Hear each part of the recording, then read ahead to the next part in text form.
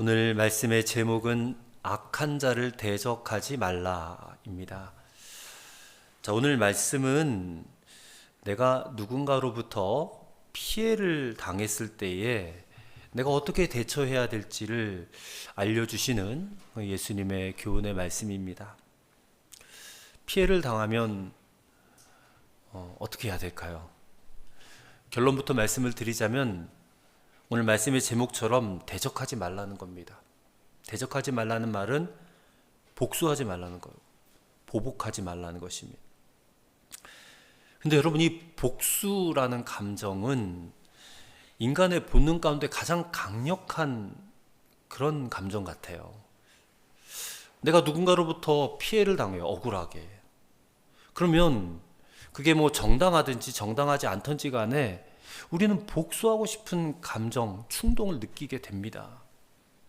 그런데 문제는요, 대부분 내가 당한 것보다 더 많은 것으로 돌려주고 싶어 한다는 거예요. 쉽게 말해서 내가 한 대를 맞으면 나는 2대, 3대로 때리고 싶은 거예요. 갚아버리고 싶은 거예요. 창세기 34장에 보면 야곱의 딸 디나라는 딸이 나오는데, 이제 야곱이 세겜이라는 지역에 잠깐 머물러 있은 동안에 이 딸 디나가 한 10대 후반 정도 됐을 거예요. 그래서 그 땅을 이렇게 살피러 나갔습니다. 그러니까 그 땅에서 사람들이 어떻게 사는지 그 땅의 유행을 살피러 간 거예요, 이 딸이. 그렇게 혼자 돌아다니다가 그만 그 성의 추장의 아들로부터 성폭행을 당하고 맙니다. 그 소식을 듣고 이 디나의 오빠들이 이 여동생이 그런 일을 당했다라는 사실을 알고는 이 세겜성 사람들이 잘못했다고, 이참에 그냥 우리가 서로가 서로를 이렇게 받아주고 같이 결혼도 하면서 이 땅에서 그냥 사십시다. 그렇게 찾아온 사람들에게 거짓으로 당신들이 할례를 받으면 우리가 그렇게 하겠다, 거짓으로 그렇게 말을 하고 할례를 다 받게 해요, 남자들. 할례를 받으면 3일째가 제일 고통스럽습니다. 굉장히 아픈데 그 3일째 되는 날 그 아파하는 남자들을 이 야곱의 아들들이 찾아가 가지고 다 칼로 찔러 죽여요. 그 성의 모든 남자들을 다 죽여버립니다. 물론 여동생이 성폭행을 당한 것은 안타까운 일이지만 그것에 대한 복수치고는 너무나 잔인한 복수예요. 이처럼 사람의 복수심은 참 무섭습니다. 하나님께서는 이런 인간의 내면 안에 있는 무서운 복수심을 알고 계세요. 그렇기 때문에 이 복수에 대한 한계를 정하셔서 함부로 복수하지 않도록, 못하도록 만드셨는데, 그것이 바로 동해보복법입니다. 동해보복법, 처음 들어보시는 단어일 텐데요. 자, 오늘 보면 38절에 보시면 예수님께서 또 눈은 눈으로 이는 이로 갚으라 하였다는 것을 너희가 들었으나, 이런 말씀을 하세요. 이 눈은 눈으로 이는 이로 갚으라, 이게 동해보복법이에요. 이 말씀은 출애굽기 21장 22절부터 25절의 말씀을 인용한 말씀입니다. 자, 그 말씀을 읽어드리겠어요. 사람이 서로 싸우다가 임신한 여인을 쳐서 낙태하게 하였으나 다른 해가 없으면 그 남편의 청구대로 반드시 벌금을 내되 재판장의 판결을 따라 낼 것이니라. 그러나 다른 해가 있으면 갚되 생명은 생명으로, 눈은 눈으로, 이는 이로, 손은 손으로, 발은 발로, 댄 것은 댄 것으로, 상하게 한 것은 상함으로, 때린 것은 때림으로 갚을지니라. 자, 이런 법을 하나님이 만들어 주셨는데요, 내가 피해를 입은 당사자에게 동일한 대가로 상대방에게 돌려주라는 법이에요. 내 눈을 다치겠다면 똑같이 그 사람의 눈도 다치게 하고, 내가 이빨 하나 부러졌으면 그 사람도 이빨 하나 부러뜨리게 해야 된다, 그 얘기예요. 자, 언뜻 보면 뭐 무슨 법이 이런 법이 있나, 어떻게 보면 좀 잔인한 법이 아닌가, 좀 무서운 법이 아닌가, 이런 생각이 들기도 해요. 그래서 많은 사람들이 이 말씀을 읽으면서, 야, 그래, 다른 사람이 나에게 손해를 끼친 대로 나도 그 사람에게 손해를 끼칠 수 있어, 이거는 정당한 거야, 이렇게 해석을 해요.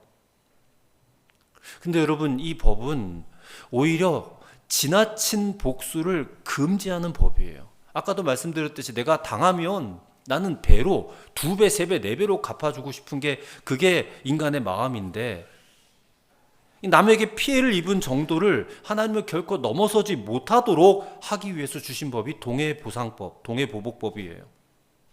그래서 그런 배경에서 살펴보면 이 법은 어떻게 보면 사랑의 법이고 자비의 법일 수 있습니다. 또한 이 법은 결코 복수를 위해서 주어진 것이 아니고 법정에 가서 재판관이 형벌을 정해주는 한도 내에서 형평에 맞게 해야지 피해 이상의 무리한 배상을 요구해서는 안 된다. 그런 의미입니다. 그래서 이 법은 재판의 공정성과 사건의 확대를 막기 위한 그런 법이라고 말할 수가 있어요. 자, 그런데요, 이런 동해보복법을, 보상법을 이 유대교 지도자들이요, 이 법의 취지를 무시하고 백성들에게 내가 당한 만큼은 무조건 복수해도 돼, 내가 당한 만큼 그만큼은 무조건 해도 돼 라고 가르친 거예요. 그래서 보복을 정당화시키고 합법화시켰어요. 그러다 보니 여러분, 한번 복수하기 시작하면요, 그 복수의 복수가 꼬리에 꼬리를 물고 일어날 수밖에 없다는 것입니다. 그래서 주님께서는 그런 잘못된 가르침을 지금 교정하시고 이 법의 진정한 정신을 지금 가르쳐 주시는 거예요. 그게 뭐냐? 악한 자를 대적하지 말라는 거예요. 이게 이 법의 취지예요. 이 법의 진정한 정신이에요. 자, 여기서 대적한다라는 말은 헬라어로 안티스테미라는 말인데, 이 말은 강경하게 저항하거나 반대한다 이런 뜻이에요. 복수한다는 말이고 안 갚음한다는 말이에요. 근데 주님께서 그거를 해라 말라? 하지 말라라는 거예요. 자, 그러면 여러분, 내가 피해를 당했는데 보복을 하지 말라고 하니까 너무 억울하잖아요. 내가 피해를 입었으면 상대방도 동일한 피해가 주어져야지 이게 속이 시원할 것 같은데, 아니 내가 예수 믿는 사람이라고 해서 날마다 이렇게 그냥 당하기만 하라는 얘기예요? 주님께서는 도대체 왜 우리에게 이렇게 정말 하기 힘들고 또 할 수도 없는 것을 이렇게 주문을 하실까, 이런 생각이 들어와요. 주님, 저는 못하겠어요. 어떻게 나에게 피해를 입었는데, 내가 입혔는데 내가 어떻게 그 사람에게 갚아주지 않고 참으라고 하십니까? 말이 안 되잖아요. 이런 하소연이 절로 나와요. 자, 이 말씀대로 살아가는 사람들이 분명히 있긴 있을 것입니다. 많지는 않겠지만. 근데 대개는 뭐 목사고 장로고 권사고 집사고 할 것 없이요, 정말 억울한 일 당하면 가슴에 미움과 증오와 분노의 불길이 치솟아 올라요. 정말 막 보복하고 싶은 감정을 주체할 수가 없단 말입니다. 근데 주님께서는 이 문제에 대해서 정말 단호하게 말씀하시는 거예요. 악한 자를 대적하지 말라. 보복한다든지 안 갚아한다든지 이것은 구원받은 하나님 백성의 태도가 아니다라는 것입니다. 그러면서 주님께서는 우리 일상생활 속에서 일어날 법한 4가지의 구체적인 예를 들어서 이 악한 자를 대적하지 않을 수 있는 방법을 몇 가지 가르쳐 주시는데, 자, 그 4가지를 한 가지씩 짧게 우리가 살펴보도록 하겠습니다. 자, 첫째로는 39절의 말씀처럼 오른편 뺨을 치거든 왼편도 돌려대라 라는 것입니다. 텔레비전에서 블랙박스를 보여주는 프로그램이 있어요. 거기 보면 이제 운전을 하다가 이제 싸움이 붙는 장면을 보았습니다. 이 성격이 괴팍한 상대를 만나서 이 잘잘못을 따지다가 이 사람이 너무 흥분해가지고요, 그만 뺨을 한 대 갈겨요. 그럼 맞은 사람의 기분은 어떨까요? 한마디로 기분이 더럽죠. 맞은 것보다 더 세게 돌려주고 싶어요. 그러다 보니 서로 막 치고받고 싸움을 시작합니다. 격투기 싸움을 하는 거예요, 도로 한복판에서. 자, 근데 주님께서는 이런 상황에서 우리에게, 야, 너 오른편 뺨을 맞았냐? 그러면 왼편 뺨도 돌려대. 그러시는 거예요. 아니, 그런 상황에서 주님이라면 그렇게 하실 수 있겠어요? 물론 주님이라면 하실 수 있겠죠. 근데 저는 도저히 못합니다. 제가 뭐 감정도 없는 사람입니까? 도저히 할 수 없는 일이에요. 근데 보세요. 실제로 오른편 뺨을 맞았다라는 것은 이 상대가 왼손잡이라면 오른편 뺨을 맞을 수가 있는데, 그쵸? 근데 상대가 오른손잡이란 말이 달라져요. 자, 오른손잡이가 오른편 뺨을 때리려면 어떻게 때려야 되겠습니까? 손등으로 때려야 돼요. 손등으로 때려야지 상대편 오른편 뺨을 때리게 된단 말입니다. 근데 이 유대 나라에서요, 손등으로 남의 뺨을 치는 것은요, 그 사람의 인격을 2배로 모욕하는 것으로 받아들여졌대요. 이렇게 맞아도 기분 나쁜데 이렇게 맞았다고 생각해 보세요. 우리도 기분 나쁠 거 아니에요. 그런데 주님은 그렇게 오른편 뺨을 손등으로 때렸는데도 왼뺨을 돌려대라. 이것은 모욕을 당하면 받으라는 것입니다. 여러분 같으면 과연 그럴 수 있겠습니까? 굳이 뭐 우리가 뺨 맞는 일까지는 아니다 할지라도 사람들이 우리에게 말로 모욕을 줄 수도 있고요. 또 참 억울한 소리를 할 때에 우리가 어떻게 반응이 되겠습니까? 우리 역시 막 분노가 치밀어 오르니까 소리도 지르고 흥분하고 화도 내고 어떤 그런 모욕을 못 참아가지고 얼굴을 막 불그락 푸르럭 하지 않겠어요? 여러분, 그때에 이 말씀을 생각하시라는 거예요. 그리고 그때에 모욕을 참으신 예수님을 생각하시라는 거예요. 우리 예수님은 십자가 달리시기 전에 로마 군졸들로부터, 유대 지도자들로부터, 백성들로부터 온갖 모욕을 다 당하셨거든요. 근데 그것을 예수님은 다 참아내셨다는 거예요. 정말 오른편 뺨을 맞았을 때 왼편도 돌려대는 그런 모범을 보여주신 분이 예수님이에요. 이사야서 50장 6절에 나를 때리는 자들에게 내 등을 맡기며 나의 수염을 뽑는 자들에게 나의 뺨을 맡기며 수욕과 침뱉음을 피하려고 내 얼굴을 가리우지 아니하였느니라. 이사야의 예언대로 예수님은 십자가 달리시기 전에 이와 같은 모욕을 다 당하셨어요. 보복하지 않으셨어요. 사도 베드로도 증언합니다. 베드로전서 2장 22절과 23절에 그는 죄를 범하지 아니하시고 그 입에 괴사도 없으시며 욕을 받으시되 대신 욕하지 아니하시고 고난을 받으시되 위협하지 아니하시고 오직 공의로 심판하시는 자에게 부탁하셨다 그랬어요. 아니, 예수님이 만왕의 왕 하나님이신데 예수님이 뭐 천군 천사도 동원할 능력이 없으신 것도 아닌데 그렇게 온갖 수치와 모욕을 다 당하시면서 왜 참으셨어요? 얼마든지 보복하시고 얼마든지 그들을 그냥 때려 부술 수도 있는데 참으셨단 말이에요. 너희도 그렇게 해야 된다라는 거예요. 우리도 그렇게 해야 된다. 그래서 친히 본을 보여주신 거예요. 설교의 황태자라고 하신 황금의 입이라고 가진 별명을 가진 영국의 스펄전 목사님이 이런 말씀을, 유명한 말씀을 하셨어요. 세상 사람들이 우리에게 쇠망치를 들고 때릴 때에 우리 그리스도인들은 그 철 받침이 되어야 한다. 우리에게 쇠망치를 들고 우리를 때리러 갈 때 우리는 그것을 그대로 맞는 받침이 돼야 된다. 스데반처럼 막 돌을 들고 달려드는 사람들을 향해서 하나님 저들의 죄를 용서해 주옵소서라고 말하면서 그들을 향하여 천사의 얼굴을 할 수 있는 사람이 바로 그리스도인들이다. 여러분, 잘못한 일도 없는데 억울한 일 당할 수 있고요. 참을 수 없는 모욕을 당할 때가 있어요. 그러면 주님의 뜻은 무엇인가? 그 모욕을 받는 거예요. 그 모욕을 당하는 것입니다.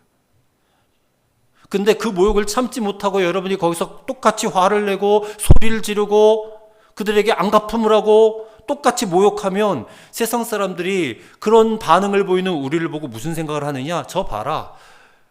우리랑 별반 다를 바 없잖아. 예수 믿는다며, 교회 다닌다며, 우리랑 똑같잖아. 하면서 우리를 더욱 조롱할 것이라는 거예요. 더욱 조롱해요. 그러니 그런 모욕을 당할 때에 예수님을 생각하셔야 돼요. 예수님을 바라보셔야 돼요. 그리고 적극적으로 우리를 모욕하는 그 사람을 사랑으로 다가가시기를 바랍니다. 인격적으로 한번 대해 보시기를 바랍니다. 그게 그리스도인다운 모습이에요. 그리고 세월이 지난 후에 그들이 우리를 다르게 보게 돼요. 저 사람 속에는 내가 갖지 못한 그 무엇이 정말 있구나. 내 마음속에는 없는 그 누군가가 저 사람 안에는 있구나. 우리가 그런 모습을 보여줄 수 있어야 된다는 것입니다. 그 다음에 두 번째는 40절입니다. 또 너를 고발하여 속옷을 가지고자 하는 자에게 겉옷까지도 가지게 하라. 자, 속옷을 달라고 하면 겉옷까지도 주라는 말씀이에요. 자, 여기서 속옷은 물론 겉옷보다 가격도 싸고 어떻게 보면 좀 보잘것없는 가치를 지닌 것을 의미하는데요. 근데 어떤 사람이 어처구니 없게도 그런 속옷 한 벌을 빼앗고자 하고 소송을 걸었어요. 재판을 걸었단 말이에요. 내 안에 입은 내 이 뺏어가려고 소송을 걸어요? 야, 이런 치사한 일을 당할 때에 그 속옷 빼앗기지 않으려고 발버둥 치지 말고 차라리 요구하지 않은 겉옷까지도 다 내어주라, 그런 말씀이거든요. 자, 당시 유대인들은 물론 겉옷, 이게 비싸기도 했지만 이 겉옷은 굉장히 중요한 재산이에요. 이 밤에는 유대 나라가 춥기 때문에 이불처럼 덮고 자야 하는 필수품이었다고 합니다. 그래서 출애굽기 22장에 보면요, 가난한 사람의 겉옷을 저당을 잡았을 경우에 밤이 되면 그 겉옷을 반드시 돌려주라고 그랬어요. 그게 율법에 명시가 되어 있습니다. 겉옷은 절대로 뺏어가면 안 된다고. 이 겉옷만큼 무조건 돌려줘야 돼. 근데 예수님 오늘 뭐라고 말씀하세요? 속옷을 달라고 하는 자에게 훨씬 더 비싸고 없으면 당장 추위에 덜덜덜 떨 수밖에 없는 겉옷까지도 그 사람에게 주라. 야, 이 역시도 받아들이기 힘든 말씀 아닙니까? 주님이 말씀하신 이 속옷과 겉옷은 결국에는 물질 문제예요. 즉, 속옷과 겉옷은 자기 생활에 필요한 최소한의 물질이고 자기 몸을 위해서 마지막까지 내어놓을 수 없는 것을 의미하는 것이에요.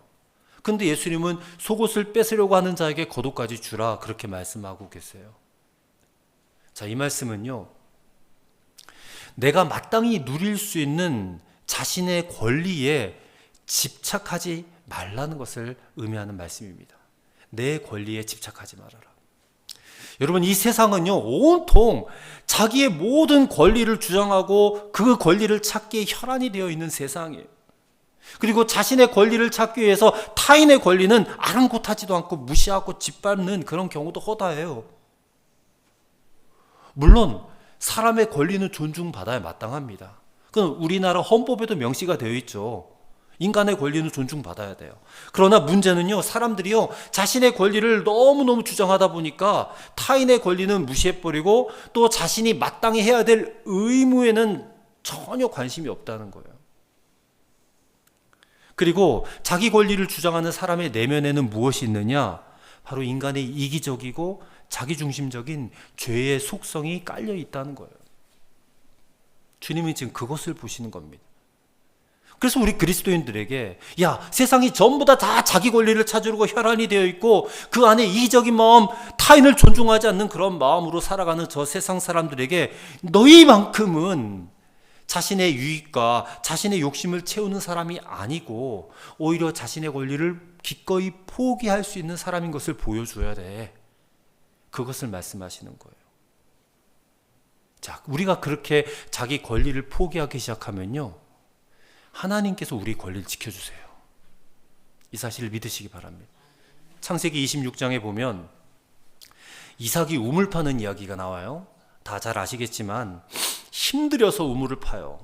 당시에 무슨 우물을 파는 도구가 있는 것도 아니고 기계가 있는 것도 아니고 다 그냥 삽이라고 있었는지도 모르겠는데 어쨌든 파가지고 우물을 파놨더니 이 이삭을 시기하는 자들이 와서 뺏어요, 우물을. 그럼 어떻게 하겠습니까? 자기 권리를 침해당했잖아요. 그럼 맞서 싸워야 되잖아요. 근데 안 그래요. 줘버리고 딴 데 가서 또 파요. 그때 또 물이 나와요. 근데 이 사람들이 거기까지 또 쫓아와서 또 우물을 뺏어버려요. 그러면 두 번째 뺏기니까 이젠 진짜 화가 나잖아요. 그럼 맞서 싸워야 되는데 안 싸워요. 포기하고 줘버리고 양보하고 딴 데 가서 또 파요. 근데 또 우물이 나와요. 이삭은 우물 파기에 정말 아주 그냥 탁월한 기술자였던 것 같아요. 이 세 번째 우물을 파서 또 나오는데 거기까지는 쫓아오지 않아요. 그래서 그 우물의 이름을 르호봇이라고 그랬어요. 르호봇 우물의 의미가 뭐냐면 여호와께서 우리를 위하여 넓게 하셨다 그래요. 정말 이 자기 권리를 포기함으로써 하나님이 주시는 복을 받은 대표적인 인물이 이삭이에요. 근데 더 놀라운 것은요, 이후에 이 대적자들이 이삭을 찾아와서 이런 말을 해요.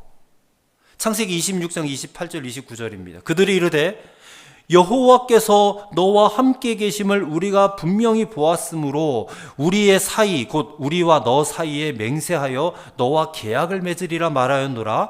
너는 우리를 해하지 말라. 이는 우리가 너를 범하지 아니하고 선한 일만 내게 행하여 내가 평안히 가게 하였음이니라. 이제 너는 여호와께 복을 받은 자니라.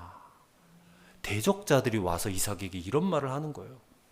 여호와께서 너와 함께 계심을 우리가 분명히 보았다. 이제 너는 여호와께 복을 받은 자야. 자, 이런 놀라운 고백을 대적자들로부터, 세상 사람들로부터 듣게 하시는 거예요. 그리고 하나님께서는 이삭으로 하여금요, 창세기 26장에 나와 있어요. 100배의 축복을 받게 하세요. 온유한 자는 땅을 차지해요. 정말 100배의 축복을 받아요.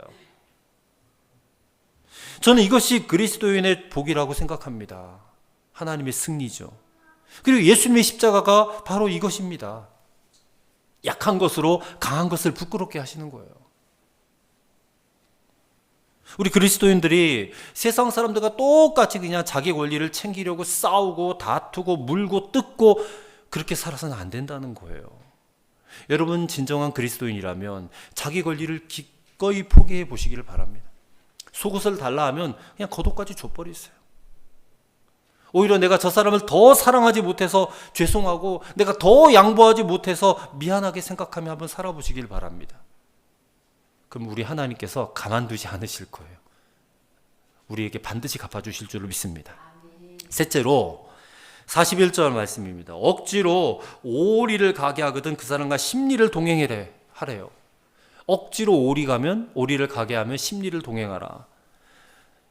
자, 억지로 우리에게 일을 시켜서 어떻게 보면 인권을 유린하는 그런 문제를 말하는 거예요. 인권이 유린당해요. 구레네 시몬이 대표적인 인물 아닙니까? 예수님께서 십자가를 지고 골고다 언덕을 막 올라가는데 너무 이제 고통스러워서 십자가를 더 이상 지고 갈 수가 없어요. 그랬더니 로마 군병이 옆에 있던 구경꾼이었던 구레네 시몬을 끌어내어가지고 너 이거 지고 가. 그래요. 그러면 시몬은 왜 내가 그래야 됩니까? 왜 내가 저거를 져야 돼요? 하고 반응할 수 있잖아요. 근데 이 로마 군인이 무장했잖아요. 그 압력에 구레네 시몬 아무 말도 못하고 그 십자가를 지고 골고다까지 올라갔어요. 자, 바로 이런 식입니다. 생각해보면 오리는 2km입니다. 오리를 가야 할 의무가 없어요. 억지로. 그리고 다른 사람들은 많은데 왜 하필이면 나를 지목해서 왜 내가 거기를 가야 되는지 타당한 이유도 없어요. 근데 주님께서 뭐라 그래요? 그럴 때는 심리까지, 심리는 4km입니다. 심리까지도 함께 가주라. 자, 이 말씀은 때로는 우리에게 부당한 의무를 강요받을 때가 와요. 회사에서나 사회에서나. 자, 그럴 때 그게 꼭 뭐 내가 하지 않아도 될 일이에요. 다른 사람 시켜도 되는 일인데 꼭 나한테 그걸 시켜. 그럼 억울하고 분하잖아요. 근데 그때가 중요하다는 것입니다. 주님은 그럴 때에 우리가 다른 사람을 위해서 봉사할 특권을 가졌다라고 생각하라라는 것입니다. 피할 수 없는 상황이라면 차라리 기쁜 마음으로 아예 그를 위해서 또는 회사를 위해서 내가 희생할 수 있는 것은 희생해 주라는 것이에요. 주님은 다 보고 계시대. 다 보고 계시다는 거예요. 그것을 내가 봉사할 기회고 오히려 내가 섬길 수 있는 기회다. 특권을 받은 것이다. 그렇게 생각하고 기쁨으로 감당하라. 그런 얘기예요. 이것이 억지로 오리를 가게 하거든 심리를 동행하라는 말씀의 의미라는 것입니다. 여러분 잘 기억하실 수 있게 되기를 바랍니다. 그 다음에 네 번째로는요, 42절처럼 내게 구하는 자에게 주며 내게 꾸고자 하는 자에게 거절하지 말라는 것입니다. 자, 여기서 구하는 자, 구하는 사람, 이 사람은 어떤 사람이겠어요? 분명히 가난한 사람, 어려운 사람, 억눌린 사람, 힘없는 사람, 병든 사람, 우리 주변에 약자들 아니겠어요? 자기 힘으로 살아갈 수 없는 그런 사람들, 누군가의 도움이 필요한 사람들, 이런 사람들이 구하는 자인데 그들이 도움을 요청할 때에 주님 뭐라고 하세요? 주라 그래요. 주라고. 그러면 당연히 우리의 마음에는 어떤 감정이 올라와요? 아깝다. 아깝다라는 생각이, 마음이 일어나요. 그렇다고 구하는 사람을 무시하자니, 모른 척 하자니 오늘 말씀이 마음에 걸려요. 그럴 때 많지 않습니까? 하지만 주님은 그런 마음을 깨뜨려 버릴 것을 요구하고 계세요. 여러분, 우리가 가진 모든 소유, 누구에게부터 온 거예요? 하나님께로부터 온 거죠. 그리고 내 수중에 있는 것은 내가 잠깐 보관하고 있는 거예요. 다른 말로 하면 청직이에요. 우리는 청직입니다. 내가 잠시 그냥 보관하고 간직하고 있던 것이지 그것의 원래 주인은 하나님이에요. 여러분 통장에 있는 돈 100만 원, 1000만 원 여러분 거 아니에요. 그 주인은 하나님이란 말이에요. 그리고 이 소유라는 말에, 헬라어 이 원어에 이런 의미가 있어요. 이 소유라는 말에는 나누어야 한다라는 뜻이 포함되어 있어요. 내 주머니에 들어왔다 내 거가 아니란 말이에요. 나누어야 한다. 그러므로 이 구하는 자가 내게 요구할 때 줘야 된다는 거예요. 주라는 거예요. 그 다음에 내게 꾸고자 하는 자에게도 거절하지 말고 꾸어주라는 거예요. 돈을 꿀 정도로 얼마나 다급하고 얼마나 힘들면 돈을 꾸겠어요. 그들에게 거절하지 말래요. 주래요. 자, 근데 여기서는 좀 조심을 해야 돼요. 아무런 분별 없이 무조건 꾸어달라고 하는 사람에게 무조건 줘서는 안 됩니다. 자, 우리가 꾸어줄 때에 내가 꾸어줌으로 인해서 받는 사람이 어떤 영향을 받게 되는지를 분별하셔야 돼요. 즉 우리가 선을 베풀었을 때에 그 사람이 그것을 받음으로 해서 그 사람이 더 악해질 가능성이 있다면 그때는 주지 않는 게 옳아요. 예를 들면 이거예요. 사기꾼에게 돈 꿔주면 되겠습니까? 이 사람 분명히 이 돈 갖고 사기칠 텐데. 이 사람이 도박꾼이에요. 도박꾼. 돈 꿔달래. 여러분 그러면 그 사람에게 꿔줬으면 되겠어요? 절대 꿔줘서는 안 되죠. 직업적인 거지들 줘야 되겠습니까? 안 돼요. 주면 안 됩니다. 마약 중독자, 알코올 중독자 마찬가지입니다. 돈 주면 마약 사 먹고 돈 주면 술 사 먹을 텐데 왜 줘요? 주면 안 됩니다.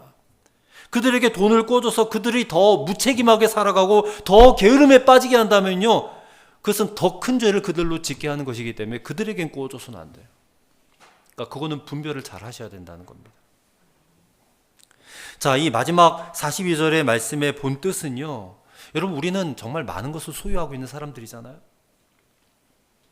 물론 나는 부족하다라고 여기신 분들도 계실 거예요. 하지만 이미 우리가 정말로 뭐 밥 굶지 않고 먹고 살 수 있을 정도면 우리는 많은 것을 가진 자가 맞습니다. 근데 그런 우리 옆에 정말로 가난한 사람이 울고 있어요. 내가 도와주지 않으면 저 사람은 인생이 그냥 망할 것 같아. 그것을 그냥 방치하고 내버려 두면 그것은 옳지 않다는 것입니다. 항상 기억해야 될 것은 내게 있는 모든 소유는 내 것이 아니라 하나님의 것이다. 이것을 잊지 않는 것입니다. 이 소유는, 그리고 이것을 필요로 하는 이웃과 반드시 나누어야 한다는 것이 여러분 기독교의 가치이고 우리 그리스도인의 마땅한 태도라는 것을 알려주는 것이에요. 결론입니다. 성도 여러분, 예수님께서는 이렇게 악한 자를 대적하지 말라고 말씀하세요. 앞서 복수는 사람의 본성 중에 가장 강력한 본성이라고 그랬는데, 여러분 우리 그리스도인들은요 이 본성대로 살 수 없는 사람이에요. 우리는 거듭난 사람이에요. 우리 안에는 성령님이 계세요. 우리는 성령으로 거듭난 사람이라는 것입니다. 그러면 우리 안에 계시는 성령님의 지배 하에서 우리는 살아가야 될 마땅한 사람들이에요. 근데 만약 그리스도인들이 여전히 본성대로 산다고 한다면 세상 사람들과 똑같이 복수하고 똑같이 안갚음하고 그렇게 자기 유익 찾아 채우려고 하고 자기 주머니 채우려고 그렇게 산다고 한다면 여러분, 이 세상은 도무지 희망이 없어요. 아무런 희망도 없어요. 우리를 왜 구원해 주셨는가? 여러분, 잘 생각해 보셔야 됩니다. 세상 사람들과 똑같이 살라고 구원해 주신 거 아니에요. 다르게 살도록 하기 위해서 구원해 주신 거예요. 그래서 우리가 왕 같은 제사장이고 거룩한 나라야. 세상 자녀와 달라야 된다는 것입니다. 살아가는 방식이 달라야 되고, 내가 손해를 보았을 때 해결하는 방법이 달라야 되고, 내 생각하는 것, 내 가치관, 이것이 세상 사람들과 같을 수가 없어요. 우리는 달라야 됩니다. 이 산상수훈의 말씀은 우리에게 그 다른 가치관으로 사는 방법을 알려주는 말씀이에요. 그리고 이미 예수님께서 먼저 본을 보여주셨어요. 주님은 십자가에 달리셔서 자신을 십자가에 못 박은 유대인들과 그 로마 군병들을 향해서 아버지, 저들의 죄를 용서하여 주옵소서. 저들이 지금 자기가 무슨 일을 하는지 알지 못합니다. 그러니 하나님, 제발 저들을 용서해 주옵소서. 그래서 그들을 가슴에 품으셨다는 거예요. 여러분, 악한 자를 대적하는 것은 절대로 주님의 방법이 아닙니다. 주님의 방법은 성경에 여러 군데에서 나와 있어요. 로마서 12장 17절에 아무에게도 악을 악으로 갚지 말고 모든 사람 앞에서 선한 일을 도모하라 했습니다. 또 로마서 12장 21절에는 악에게 지지 말고 선으로 악을 이기라 그랬습니다. 베드로전서 3장 9절에도 악을 악으로 욕을 욕으로 갚지 말고 도리어 복을 빌라 이를 위하여 너희가 부르심을 입었느니라 했습니다. 이 말씀에 정말 아멘 하시기 바랍니다. 그러면 성령께서 오늘 말씀처럼 악한 자를 대적하지 않도록 여러분을 도와주실 줄로 믿습니다. 우리가 왜 그렇게 살아야 돼요? 세상을 구원하기 위해서 그런 거예요. 우리가 악을 악으로 갚지 않고 악을 선으로 이기면 세상이 우리의 모습을 보고 주님께로 돌아오게 된다는 거예요. 우리가 억울하게 당한 것 같고 우리가 다 빼앗기는 것 같지만 여러분, 결코 아닙니다. 하나님은 반드시 갚아주시는 하나님이에요. 갚아주시는 하나님이에요. 우리가 이렇게 살기 시작하면 하나님은 우리를 더욱더 존귀하게 여겨주실 거예요. 우리가 잃어버린 거 있고 손해본 게 있다면 100배로 갚아주실 거예요. 저는 그 하나님을 믿습니다. 그 조금 잃어버린 거 아까워가지고 그냥 벌벌 떨고 그러지 마시라는 거예요. 하나님이 다 갚아주실 거야. 그렇게 믿고 아낌없이 주십시오. 아낌없이 그냥 베풀어 주세요. 할 수 있잖아요, 여러분. 우리는 할 수 있는 능력을 가진 자들입니다. 왜요? 우리 하나님은 죽은 하나님이 아니니까. 우리 하나님은 산 하나님이니까. 전능하신 하나님이시니까. 악을 악으로 갚지 마세요. 선으로 악을 이기시기를 바랍니다. 여러분, 어둠은 결코 빛을 이길 수 없어요. 하나님은 이 악한 자가 득세하는 세상을 반드시 우리를 통해서 변화시켜 내실 것입니다. 어떤 우리를요? 말씀대로 순종하는 우리를 통해서 이 세상을 변화시켜 내실 줄로 믿습니다. 여러분이 그 한 사람이 되셔야 돼요. 그 주인공이 되시기를 바랍니다. 그래서 2025년 올해 지금 신년 벽두인데 이 산상수훈의 말씀을 계속 읽어가면서 하나님, 이 말씀대로 나는 도저히 살 수 없어요 라고 이렇게 하지 마시고, 하나님, 이 말씀대로 살 수 있도록 내게 더욱더 능력을 더하여 주세요. 그렇게 기도하시면 그 기도가 선하게 응답될 줄로 믿습니다. 기도하시겠습니다. 하나님, 우리는 우리에게 피해 준 사람에게 복수하고 싶고 받은 것 그대로 돌려주고 싶어 합니다. 그러나 주님은 우리가 오른뺨 맞으면 왼편도 돌려대고 억지로 오리를 가자고 하면 심리도 가주고 속옷을 빼앗으면 겉옷도 내어주고 구하는 자에게, 꾸고자 하는 자에게 주라고, 거절하지 말라고 말씀하십니다. 우리가 구원받은 하나님의 백성이기 때문에, 구원받은 하나님의 백성은 세상과 삶의 가치관이 달라야 되기 때문에, 그리고 반드시 우리에게 하나님은 갚아주실 것을 믿기 때문에 이제 악한 자를 대적하지 않기 위하여 말씀을 듣고 결심합니다. 나 한 사람을 통하여서 하나님께서 이 나라와 사회의 변화를 일으켜 주옵소서. 하나님을 알지 못하고 하나님을 떠나간 영혼들에게 나 한 사람을 통하여 하나님은 살아계심을 알고 그리고 그 하나님을 다시 믿고 구원받는 일들이 일어나게 하여 주옵소서. 구주 예수님의 이름으로 기도합나이다. 아멘.